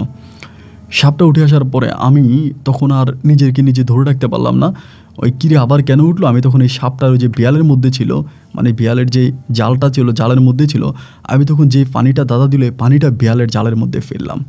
এরকমভাবে যখন ফেলার পরে মুহূর্তের মাঝে রে ভাই এমন একটা বাতাস আসলো এবং আমার যে জালটা ছিল জালটাকে চিপড়ে মুচড়ে ধরে আমার ওই মানে যে বাঁশগুলো ছিল বাঁশগুলোকে ভেঙে কেমন যে একটা অবস্থা, মনে হলো অসুর মতো একটা শক্তি সব কিছুকে তছনছ করে এই খালের মধ্যে পড়ে গেল। আমি তখন মা গো বাবা গো বলে ওইখান থেকে লাফ দিয়ে কোনো রকম যান বাঁচায় বাড়ির মধ্যে আসলাম। বাড়ির মধ্যে আসার পরে তো আমার অজ্ঞানের মতো অবস্থা। আব্বা মা বলে কী হয়েছে। আমার মুখে চোখে পানি দিল, চোখে মুখে পানি দিলাম। আমি উঠানের মধ্যে বসে আছি সারা রাত, যে এটা আমি কি দেখলাম। মানে আমার কাছে মনে হলো যে একদম গরম কড়াইয়ের ভিতরে ধরেন তেল দেওয়ার পরে যখন এটার মধ্যে পানি ঢেলে দিবেন, যেরকম একটা ভাপ বের হয়, উপরের দিকে একটা ভাপ বের হয়, ধোঁয়া বের হয়, এরকম একটা ভাপ বা ধোঁয়ার মতো করে বের হলো। মুহূর্তের মধ্যেই মনে করেন যে সব কিছু ভেঙে চুরে একটা তছনছ করার মতো অবস্থা। কিরে ভাই এটা আমাকে সিকান্দার মুন্সি কী দিল, আমার সিকান্দার মুন্সি এটা কী দিল। আমি তখন ওইখানে বসে আছি সকাল পর্যন্ত, ফজরের আজান দিছে, আমি ফজরের আজানের পরে আস্তে আস্তে সিকান্দার মুন্সির বাড়ির দিকে রওনা দিলাম, মানে আমার শ্বশুর বাড়ির দিকে। রওনা দেওয়ার পরে দেখলাম যে উনি ফজরের নামাজ পড়ছে, পড়ে একটা খাটের মানে কোনার ভিতরে বসে আছে। পরে আমাকে দেখেই তো উনি বুঝে গেছে যে কিছু না কিছু একটা হয়েছে। আমার বলে, কী হয়েছে নাতিন জামাই, তোমার চোখ মুখ এরকম লাল কেন, কী সমস্যা? আমি বলি, ঘটনা তো খারাপ, আপনার সাথে আমার জরুরি কথা আছে। তা বলে, কি জরুরি কথা, কী হয়েছে বলো শুনি। আমি বললাম, আপনি যে আমার পানি দিলেন এটা কিসের পানি ছিল? আমি এই পানি পড়া যখন এই সাপটার উপরে দিলাম এই ঘটনা ঘটেছে। পুরো চারদিকে অন্ধকারের মতো হয়ে এবং জায়গাটা ধোঁয়া হয়ে একদম মনে যেন পুড়ে গেছে একটা অবস্থা। তিনি তখন আমাকে বলে, বাপ রে বাপ, তাহলে তো ঘটনাটা ভালো না, কি করা যায় বলো তো, তুমি আর মাছ ধরতে চাইও না। আমি বললাম, এটা কোনো কথা, আমি মাছ ধরতে যাব না? আমি মাছ ধরবো না কেন? আমি বিয়ালে ধরে মাছ ধরি আজকে অনেক দিন ধরে, আমি মাছ ধরবো না? তিনি আমাকে বলে, যাই হোক, এরপরেও যদি মাছ ধরো তাহলে একটু সাবধানে ধরো। এটা বলে তিনি আমাকে একটা তাবিজ বাইদা দিল আমার হাতের মধ্যে। তাবিজটা বাইদা দিয়ে আমার বললো যে ঠিক আছে তুমি যাও। আমি তখন আবার এরপরের দিন আবার একইভাবে, যেহেতু তাবিজ আছে আমার ভিতরে আর ভয় কাজ করে না, আমি তখন আবার বেয়াল দিয়ে মাছ ধরার জন্য গেলাম। এখন মাছ ধরার জন্য যাওয়ার পরে ভাই ওই দিন মাছ ধরতেছি, কিন্তু আমার চারদিক থেকে ঢিল মারতেছে, এত বড় বড় ঢিল মারতেছে, মানে এত পরিমাণে ঢিল মারতেছে। আমি হাসির শব্দ শুনতে পাচ্ছি, ভয়ানক হাসির শব্দ শুনতে পাচ্ছি, ঢিল মারতেছে, মানে আমার ভিতরে তখন আর আমি নাই, মানে প্রচণ্ড রকমের ভয় কাজ করতেছে। আমি তখন এই বেয়াল টেয়াল সব কিছু রেখে আবার বাড়িতে চলে আসছি। সারাটা রাত চিন্তা করতেছি কি করা যায়, এটা কি হইল। পরের দিন সকালবেলা আমি একইভাবে আবারও সেই সিকান্দার মুন্সির কাছে গেলাম, গিয়ে বললাম, দাদা আপনি আমার কি বিপদে ফালাইলেন, কি পানি পড়া আপনি আমারে দিলেন? এই পানি পড়া সাপের উপর আগে তো সাপ উঠতো বেয়ালের ভিতরে, আমি ফেলে দিতাম, এতটুকুই সমাধা ছিল, কিন্তু এই সাপের উপরে পানি দেওয়ার পরে সাপ তো আমার সব কিছু ভাঙলো। এরপরে আমি যখন ওখানে গেলাম, কালকে আমার অনেক ঢিল মারছে, আমার শরীরে অনেকগুলো ঢিল মারছে। তিনি আমাকে বলে, তুমি এখানে না যাওয়াটাই ভালো হবে। আমি বললাম, না আমি মাছ ধরি, আমি ওখানে যাব না। আমি যাব না কেন? বলে, আচ্ছা ঠিক আছে, আগামী দিন যখন মাছটা ধরতে যাবো আমাকে নিয়ে যাবে সাথে, আমি সহ যাব। আমি বললাম, আপনি বয়স্ক মানুষ, আপনি হাঁটতে পারেন, আপনি কেমনে যাবেন? আমার একটু ধরাধরি করে এখন তোমাদের বাড়িতে নিয়ে চলো, এবং রাতের বেলা আমি তোমার সাথে যাবো, যেহেতু তুমি মাছ ধরবাই, জায়গাটা তো আমাকে একটু পরিষ্কার করতে হবে, এই জন্য আমি যাব। পরে তিনি এরপরের দিন আমাকে মানে এমনকে আমাদের বাড়িতে নিয়ে আসলাম। আমাদের বাড়িতে আনার পরে রাতের বেলায়, রাত আনুমানিক প্রায় 12:30টার দিকে, আমি আর সিকান্দার মুন্সি হাঁটতে পারে না, লাঠিতে বট দিয়ে হাঁটতে হাঁটতে আমি তখন ওনাকে আমাদের ওইখানে নিয়ে গেলাম, যেখানে আমি বিয়াল দিয়ে মাছ ধরে ওইখানে নিয়ে গেলাম। যাওয়ার পর উনি ওইটা মানে আপনার কাঠের মানে আপনার চেয়ার আমি সাথে নিয়ে গেছি, ওই চেয়ারের মধ্যে অনেকে বসেছে, উনি বসছে, উনি আমারে বলে, যাও তুমি মাছ ধরো। পরে আমি ওইখানে উঠলাম, একইভাবে আমাকে ঢিল মারা শুরু হয়েছে। মানে ঢিলগুলো যে আসে কোন দিক থেকে এটা দেখা যায় না, কিন্তু শরীরে এসে ঢিলগুলো পড়তেছে। আমি তখন আবার চিৎকার করতে শুরু করলাম, এই আমার ঢিল মারতেছে। সিকান্দার মুন্সি তখন বললো, নাতিন জামাই তুমি এখান থেকে আসো, কাছে আসো। পরে আমি আসছি, আসার পর ওনার পাশে দাঁড়ায় শুনে আমাকে বলে, তুমি এখানে বসো। আমি মাটিতে বসছি, বসার পরে তিনি তন্ত্রমন্ত্র পড়তে শুরু করছে, কার সাথে জানি তিনি কথা বলতেছে। অনেকক্ষণ ধরে কথাবার্তা বলার পরে তিনি বলতেছে, চলো বাড়ি চলো, আজকে আর মাছ ধরতে হবে না।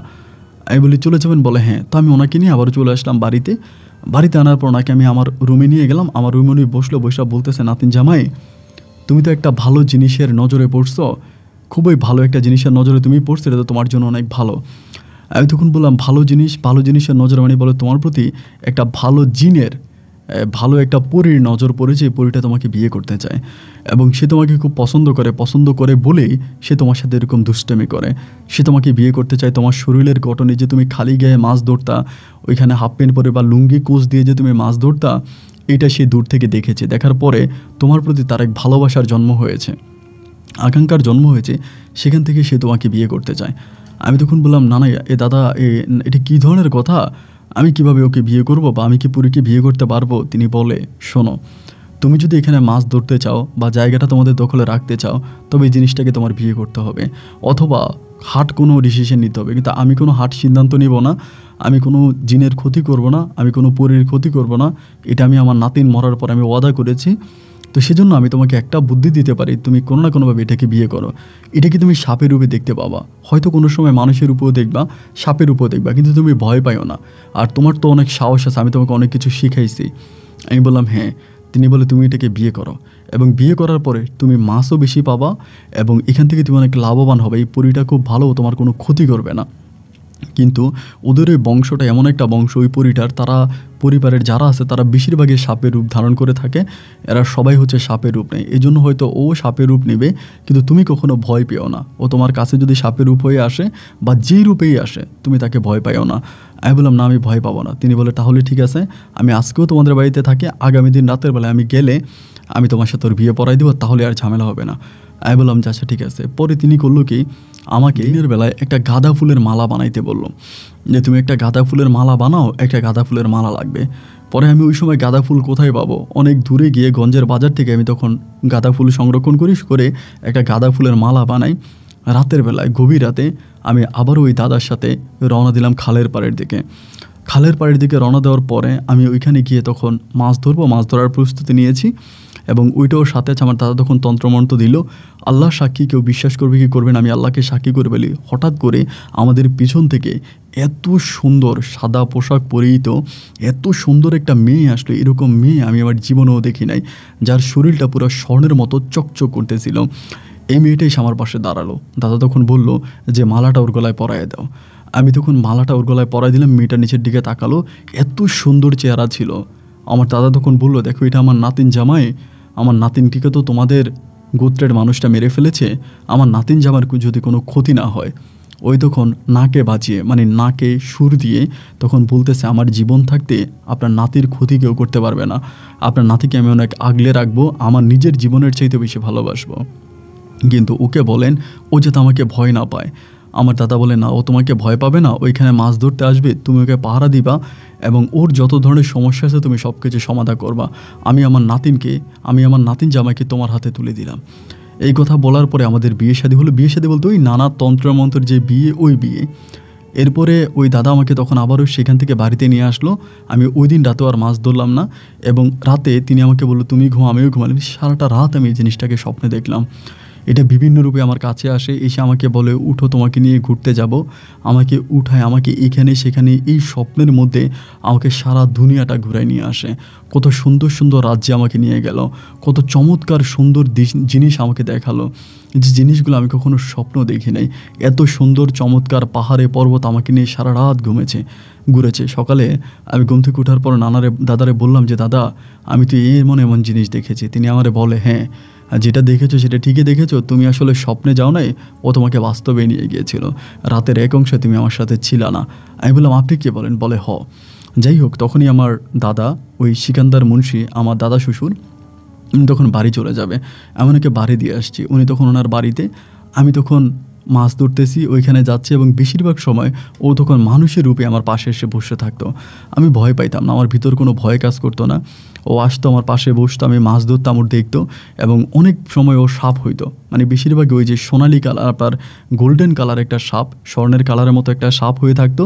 ওই রূপেই আমি ওকে অনেক সময় দেখতাম, ওইখানে থাকতো, কিন্তু আমি ওর শরীর কখনোই স্পর্শ করতাম না, ওর গায়ে কখনোই আমি ধরতাম না। ওরকম করেও আমার পাশে বসে থাকতো, আমার পাশে বসে থাকতেই স্বাচ্ছন্দ্য বোধ করতো, আমার পাশে বসে থাকতে ওর ভালো লাগতো।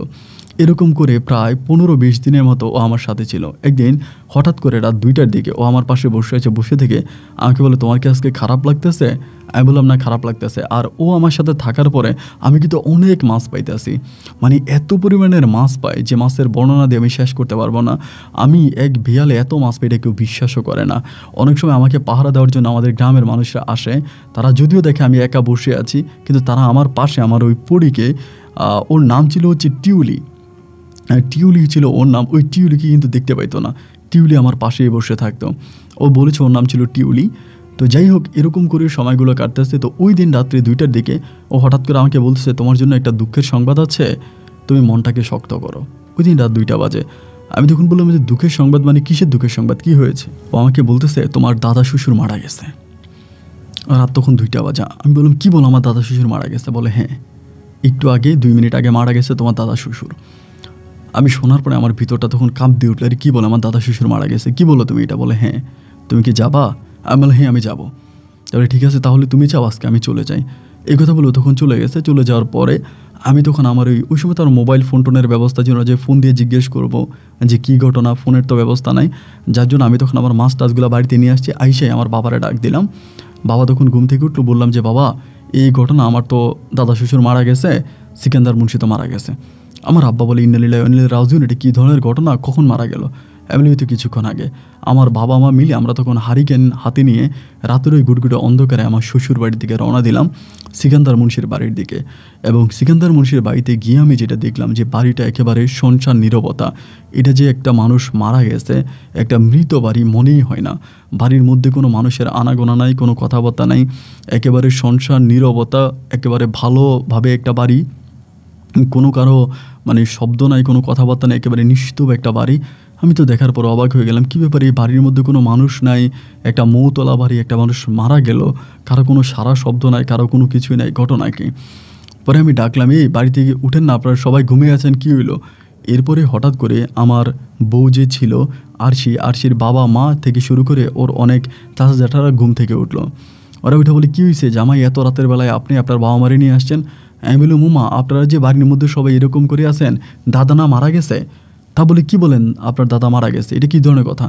আপনার দাদা তো মারা গেছে, আপনারা খবর পান নাই? বলে, কি বলেন, কই? মানে ওরা জানেই না, ওদের বাড়ির মানুষরা জানেই না যে দাদা মারা গেছে। পরে সবাই গিয়ে, আমার দাদা আলাদা একটা ঘরে থাকতো, তো ওই ঘরের মধ্যে ওনাকে ডাকতে শুরু করে। সিকান্দার মুন্সিকে ডাকে, তখন উনি দরজা খোলে না, অনেক ডাকাডাকি করতেছে, দরজা খোলে না। এক পর্যায়ে তারা দরজা ভাঙলো এবং দরজা ভাঙা ভিতরে ঢোকার পরেই দেখে যে তিনি মরে আছে, ওনার নিথর দেহ। সবাই তখন বলে, জামাই জানলো কেমন করে? সবাই বলে, আমার বাবা মারা গেছে, আপনি কি করে জানেন? আমার শ্বশুর আমাকে বলতেছে।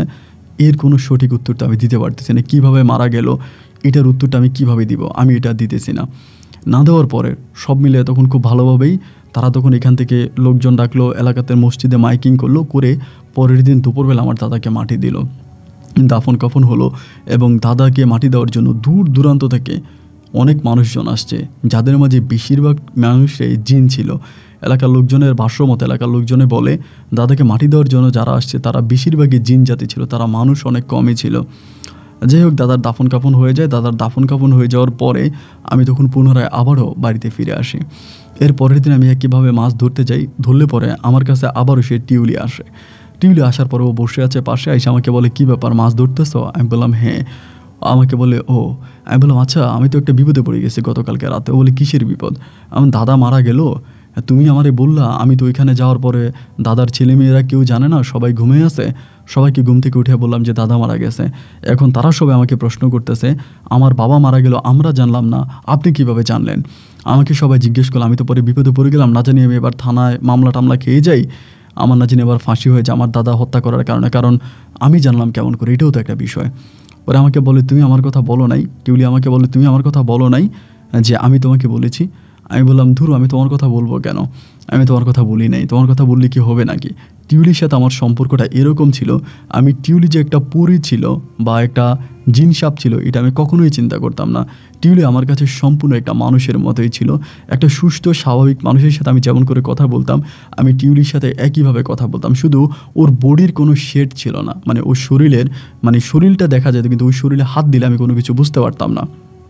শুধু আমার কাছে মনে হচ্ছে মানে পানিতে হাত দিয়েছে, খুব ঠান্ডা একটা আমার কাছে অনুভব হতো, কিন্তু আমি কোনো বডি ওর ধরতে পারতাম না।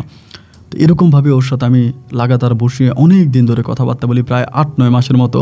এইভাবে মাছ থাকলেও, খালে মাছ থাকলেও আমি ওর সাথে দেখা করতে যাই, মাছ না থাকলেও দেখা করতে যাই। এরকম করতে করতে আমার বাবা মা তখন কিছুটা বিষয় আন্দাজ করে ফেললো। তারা আন্দাজ করে ফেললো যে আমি এভাবেই সম্ভবত খালের পাড়ে কারো না কোনো মেয়ের সাথে আমার একটা সম্পর্ক আছে, এবং আমার বউ মারা গেছে, আজকে দীর্ঘ অনেকগুলো বছর হয়ে গেল আমি বিয়ে শাদী করি না। আব্বা আম্মা তখন আমাকে প্রেশার দিল, চাপ দিল, তুই বিয়ে কর। আমি বললাম যে না, আমি বিয়ে করবো না। আব্বা আম্মার চাপে খুব কঠিনভাবে পড়ে গেলাম, এবং আমি তখন টিউলিকে জিজ্ঞাসা করলাম যে টিউলি, আমি কি করব? টিউলি আমাকে বলে, আমি তো পড়ি, তুমি তো চাইলেও আমার সাথে অনেক কিছু করতে পারো না, সমস্যা না, তুমি বিয়ে করো, আমার কোনো আপত্তি নেই, আমি তোমার কোনো ক্ষতি করব না, তুমি আমার পছন্দের মানুষ, আমি যতটুকু পারি তোমার উপকার করব, তোমার ক্ষতি আমি করব না। এরপরে আমি তখন আমাদের পার্শ্ববর্তী গ্রামের একটা মেয়ে, রাশেদা আক্তার নামের এক মেয়েকে আমার আম্মা আমার বউ হিসাবে ঠিক করে। এবং মেয়েটা দেখতে অতটা সুন্দর ছিল না, কিছুটা শ্যামবরণ ছিল, কিন্তু গ্রামের মেয়ে, খুবই নম্র ভদ্র, আমাকে খুব ভালো বুঝতো। যাই হোক, মেয়েটার সাথে আমার বিয়ে হলো, এবং বিয়ের রাতে, বাসর রাতে আমি বারবার দেখেছি টিউলি সাপের রূপ নিয়ে ঘরের কোনায় বসে আছে। আমি এটা দেখতে পাই, এবং আমি ওরে বারবার ইশারা দিই, তুমি চলে যাও, চলে যাও। আমার লজ্জা লাগে তো। ও পাশে অনেক সময় দেখি যে মানুষের রূপে বসে আছে, অনেক সময় দেখি সাপের রূপে বসে আছে, এক একভাবে আমি ওকে দেখতে পাইতাম। এটা আমার নিজের মাঝে একটা মানে খারাপ লাগা কাজ করতো যে ও দেখতেছে আমি কাপড় খুলবো বা আমার বউর সাথে আমি স্বামী স্ত্রীর সময়টা খারাপ লাগতো, আমি ওকে ইশারা দিতাম, ও যেত না। তো এরকম করে যাই হোক আমার বাসর ঘরটা কাটলো। পরের দিন রাতের বেলায় সন্ধ্যার রাতে ও হঠাৎ করে আমি আমাদের পুকুর পাড়ে বসে আছি, ওইখানে আসছে। আমি বললাম যে কী ব্যাপার, তুমি কালকে রাতে এরকম করলা কেন, আমার লজ্জা লাগে না? ও বলে তোমার বউর অধিকার তোমার উপরে আছে, আমার কি অধিকার নাই? সিকান্দার মুন্সি তোমার সাথে আমার বিয়ে করাই, সেটা কি ভুলে গেছো? আমি বললাম না, হ্যাঁ বিয়ে করাইছে, আমি যেটা ভুলে যাই না, আমি তো স্বীকার করি। ও আমাকে তখন বলতেছে তো আমি তোমাকে উলঙ্গভাবে দেখলে সমস্যা কোথায়, আমি তোমার বউ না? আমিও হাসাহাসি করে ও হাসাহাসি করে, এই বিষয়গুলো তখন আস্তে আস্তে করে আমাদের মাঝে আরও অনেক গভীর সম্পর্ক ছড়াতে থাকে। এমন করে সময়গুলো কাটতেছে দীর্ঘ অনেকগুলো বছর, মানে কেটে যায় প্রায় অনেকগুলো বছর, অনেক বছর বলতে প্রায় 4 বছরের কাছাকাছি কেটে যায়। আমার বউয়ের ঘরে কোনো সন্তানাদি হয় না। আমার বউ যে রাশেদাকে আমি বিয়ে করে, রাশেদার কোনো সন্তান হয় না। আমি বারবার টিউলিকে বলি যে টিউলি আমার বউয়ের ঘরে সন্তান হয় না, আমার জন্য কিছু একটা করো না। আমার বউটার ঘরে সন্তান হচ্ছে না, তুমি যদি পারো আমার জন্য কিছু একটা করো। পরে আমাকে বলতেছে আচ্ছা ঠিক আছে, আমি তো এতদিন করি নাই, ঠিক আছে করবো। এই বলে সে একদিন আমাকে একটা ফল এনে দেয়, একটা পানি জাতীয় একটা ফল। আমাকে বলে এই ফলটা তোমার বউকে খাওয়াই দাও, দেখবে তোমার বউয়ের ঘরে সন্তান হবে। আমি যেটি কিসের ফল? বলে তোমার বউরে খাওয়াইও। পরে আমি রাশেদাকে খাওয়াই, রাশেদা অনেক মোটা ছিল, স্বাস্থ্য ভালো ছিল, ওরে খাওয়াইলাম ফলটা রাতের বেলায়। খাওয়ার পর ওই ফলটা খাওয়ার মানে আপনার প্রায় কিছুদিন পরেই আল্লাহর রহমতে আমি সুখবর শুনতে পেলাম যে ওর মেন্স মাসিক যেটা বন্ধ হয়ে গেছে, মাসিক বন্ধ হয়ে গেছে এবং ওর পেটে বাবু জন্মাইছে। টিউলিকে আমি অনেক ধন্যবাদ জানালাম যে অনেক শুকরিয়া তোমার, যে আমার একটা মানে তুমি থাকার কারণে হয়তো আমি বাবা হতে চলেছি, নাহলে আমি কখনো বাবা হইতে পারতাম না। এরকম করে সময়গুলো কাটতে কাটতে প্রায় 5 বছরের মাথায় এই আমার একটা মানে 1 বছরের পরেই আমার একটা কন্যা সন্তান দুনিয়াতে আসে। আমার বউ আরশির পেট জুড়ে আমার একটা মেয়ে সন্তান হয় এবং খুবই সুন্দর একটা মেয়েটা দেখতে হয়। এবং আমি তখন আমার মেয়েটার নাম রাখি টিউলি। মানে আমার যেহেতু টিউলির সাথে সম্পর্ক ছিল, আমার বউ ছিল টিউলি, ওই হিসেবে আমি তখন মেয়েটার নাম টিউলি রাখি। তা টিউলি অনেক হাসাহাসি করে যে আমি কেন ওর নামের সাথে মিলিয়ে বা কেন ওর নামটা আমি আমার মেয়ের নামে রাখলাম। ও বলে বউয়ের নাম আর মেয়ের নাম কি এক হয় নাকি? তো আমি হাসাহাসি করলাম, আমার নাম টিউলি রাখলাম। রাখার পরে এই আমার মেয়েটা হওয়ার পরে টিউলির একটু টান ভালোবাসা বেড়ে গেল। ও বেশিরভাগ সময় সাপের রূপে দিনে রাতে মিলে আমার মেয়েটাকে দেখতে আসে। এরকমভাবে আমার মেয়েটাকে দেখতে আসে, প্রায় অলওয়েজ আমার মেয়েটাকে দেখতে আসে। আমাকে মানা করে আমার মা দেখে, আমার মেয়েটা হওয়ার আগ পর্যন্ত কিন্তু ও কোনোদিনও এভাবে প্রেজেন্ট হতো না, মানে এরকমভাবে উপস্থিত হতো না, এভাবে সামনে আসতো না। আমার মেয়েটা হওয়ার পরেই ও বারবার হচ্ছে সামনে চলে আসে, ওই যে আপনার সাপের রূপ নিয়ে সামনে আসে। আমার বউ দেখে, আমার মা দেখে, আমার বাবা দেখে, সবাই তখন একটা ভয়ের ভিতরে আছে যে এইভাবে সাপটা আসে অ্যান্ড সাপটা কি।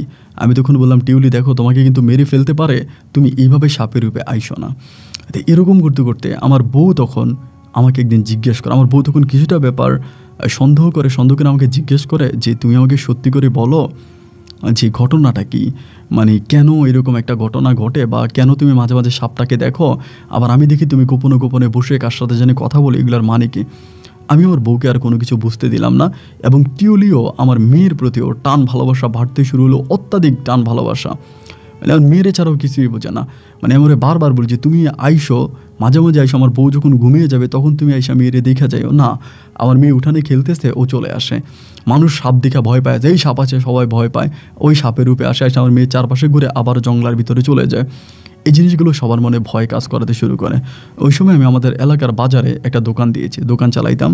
তো এরকম করতে করতে একদিন বিকেলবেলা হঠাৎ করে আমি দোকান চালাইতেছি, কিন্তু হঠাৎ করে আমার ভিতরে জানি একটা কী ধরনের একটা কষ্ট অনুভব শুরু হলো। মানে আমার কলজার মধ্যে জানি কেমন একটা চিরিত মেরে উঠলো।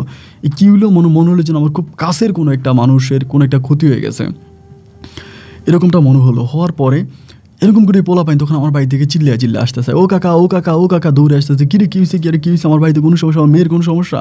বলে আপনাদের বাড়িতে অনেক বড় এক সাপ মারা গেছে। কি আমাদের বাড়িতে বড় এক সাপ? বলে হ্যাঁ, আপনার বউ অনেক বড় এক সাপ মারছে, আপনার মেয়েরে কামড় দেওয়ার জন্য আসছিল। আমার ভিতর তখন খবর হয়ে গেছে, আর এটা তো আর কেউ নেই, এটা তো আমার বউ টিউলি। আমি তখন এই দোকানপাট রেখে দিলাম দৌড় দিলাম বাড়ির দিকে। এসে দেখি ঠিকই স্বর্ণের কালারের মতো চকচক করা সাপটা শুয়ে আছে এবং মারছে, যে মারার মতো মারছে, একদম পুরো ছেঁচা ফেলছে মাইরা। আমি ধৈর্য কান্নাকাটি করতে শুরু করলাম। সবাই আমার বলে পাগল হয়ে গেছে, এই মরা সাপ ধরে কান্না করতেছে কেন? আমি কাউকে বুঝিয়ে দিয়ে পারতেছি না, এটা তো মরা সাপ না, এটা তো আমার এটা তো আমার বউ টিউলি, আমি কাউরে বুঝাইতে পারতেছি না, আমি চিৎকার করে কাঁদতেছি। আর এই সাপ মারা যাওয়াতে মানুষ এভাবে কাঁদে নাকি? সবাই বলে আরে সাপ মারা গেছে, এরকম করে কাঁদতেছে কেন? এত বড় ভয়ানক একটা সাপ, এরকম সাপ তো আমরা জীবনেও দেখি নাই। এমন একটা সাপেরে মাইরে ফেলছে, এটা তো সবার খুশি হওয়ার কথা, ওই নিয়ে এরকম করতেছে কেন? আমি কাউরে বুঝাইতে পারলাম না যে টিউলি আমার বউ ছিল। এবং আমি খুব সুন্দর করে টিউলির আমি কবর দিই। টিউলির কবরটা আমি এরকম করে দিই, একটা মানুষকে যেরকম করে কবর দেওয়া হয়, উপরে আপনার বাঁশ দিয়ে, মানে বাঁশ দিয়ে যেরকম করে মানুষকে, ওভাবে আমি কবর দিই। গ্রামের সবাই হাসাহাসি করে, যেটা কি এভাবে কবর দেয় নাকি, এভাবে কেউ সাপের কবর দেয় নাকি, এটা কি? আমি একইভাবে টিউলিকে আমি কবর দিই। টিউলি যখন প্রত্যেকটা মানুষের কাছে সে ছিল একটা সাপ, কিন্তু আমার কাছে টিউলি ছিল মানুষ। আমি এখনও মাঝে মাঝে টিউলির কবরের পাশে গিয়ে আমি কোরআন তেলাওয়াত করি, কিন্তু এরপরে আমি আর কোনো দিনও টিউলিকে দেখি নাই, ও আর কখনোই আমার সামনে আসে নাই। ওর মৃত্যুটা আমাকে কলিজাটা মানে ভেঙে দিয়েছে। আমার বউ প্রায় 2 বছর পরে, টিউলি মারার 2 বছর পরে আমি আমার বউয়ের কাছে স্বীকার করি যে বউরে, তুমি এমন একটা কাজ করেছো যে কাজের কোনো সমাধান নাই, তুমি আমার এক বউকে হত্যা করেছো। আসলে তুমি যে সাপটাকে দেখেছো, এই সাপটা আমার বউ ছিল, ওর নাম ছিল টিউলি। আমার বউ এটা আজও বিশ্বাস করে না, আমার বউ আজও হাসাহাসি করে, দূরও এটা কোনো কথা নাকি, এটা কী ধরনের কথা? তা আমার বউ বিশ্বাস করে না, আমার বউকে আমি এই কথা বিশ্বাস করাতে পারি না। তো আমি জানি আর আমার আল্লাহ জানে যেটা কতটুকু সত্য। এই ঘটনাগুলো আমি যাকেই বলি সেই হাসে, সবাই বলে আমি পাগল হয়ে গেছি। কিন্তু আমার মেয়ে যে আছে টিউলি, আমার মেয়ে টিউলি কথাটা বিশ্বাস করে। আপন ভাই, আমার মেয়েটা MBBS পাশ করেছে, আলহামদুলিল্লাহ। তাকে আমি ডাক্তারি পড়াইছি, ঢাকা থেকে ডাক্তারি পড়ে আসছে, এবং এখন সে আমাদের রাজশাহীতেই একটা মেডিকেলে চাকরি করে, এবং তার পাশাপাশি হচ্ছে FCBS করতেছে। আমার মেয়ের জন্য আপনি দোয়া করেন, এবং আপনার কাছেও আমার দোয়া রইল। আমার আর কোনো সন্তানাদি হয়নি, আমার বউয়ের ঘরে একটাই সন্তান টিউলি, আমার মেয়ে, আমার টিউলি এখন বেঁচে আছে, ও এখন ডাক্তার। আমার খুব ভালো লাগে। তো আপনার গল্প আমি সবসময় শুনি, শোনার অনুপ্রেরিত হয়ে আমি আপনাকে আমার জীবনের ঘটনাগুলো জানালাম। যদি আপনার মন হয় প্রকাশ করবেন তাহলে করতে পারেন, কিন্তু আপনার কাছে একটা অনুরোধ রইল, টিউলি যদিও একটা পরী ছিল, একটা জিন ছিল, সাপের রূপে আমার কাছে আসতে হয়, তবে টিউলি আমার কাছে আমার বউয়ের মতো ছিল। দীর্ঘ 5 বছর আমি টিউলির সাথে সংসার করি। আমার টিউলি যেন পরপারে ভালো জায়গা থেকে আল্লাহ যেন তাকে জান্নাত দান করে। আপনার কাছে চাই, আপনার বন্ধুদের কাছে আমি দোয়া চাই, সবাই যেন টিউলিকে জন্য দোয়া করে, টিউলি যেন জান্নাতে যেতে পারে। আর আমি তো জানি মৃত্যুর পরে জিন ইনসান দুটো জাতিরই বিচার হবে, সেখানে আমার টিউলিও কিন্তু আল্লাহর দরবারে দাঁড়াবে, তারও কিন্তু বিচার হবে। আল্লাহ যেন ওই রোজ হাসরের ময়দানে টিউলিকে মাফ করে দিয়ে তাকে জান্নাত দান করে। এবং যদি পরের জন্মে আমি কখনো দুনিয়াতে জন্মাই, টিউলি যেন জিন না হয়ে মানুষ হয়ে জন্মায়, আমি যেন টিউলির সাথে একজন মানুষ হয়ে সংসার করতে পারি। এটা আপনার কাছে আমার চাওয়া। আপনি আল্লাহর কাছে দোয়া করুন, আল্লাহ যেন আমার এই চাওয়াটা পূরণ করে। ভালো থাকবেন। আসসালামু আলাইকুম।